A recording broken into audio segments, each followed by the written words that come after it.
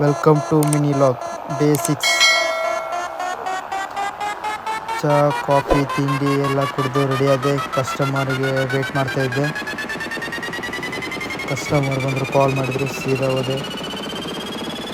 ಇವತ್ತು ಅವ್ರಿಗೆ ಪಿಕಪ್ ಮಾಡಿ ಮಡಿಕೇರಿ ಮ್ಯೂಸಿಯಮ್ಮು, ಎಲಿಫೆಂಟ್ ಕ್ಯಾಂಪು ಮತ್ತು ಅಲ್ಲಿ ಇಲ್ಲಿ ಸ್ವಲ್ಪ ಹೋಗ್ಲಿಕ್ಕಿತ್ತು.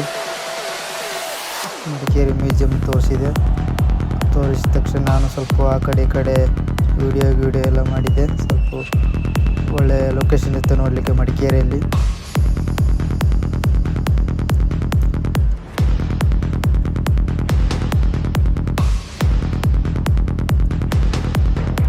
ಲೊಕೇಶನ್ನು ನೋಡಲಿಕ್ಕೆ ಕಿಚ್ಚಿತ್ತು.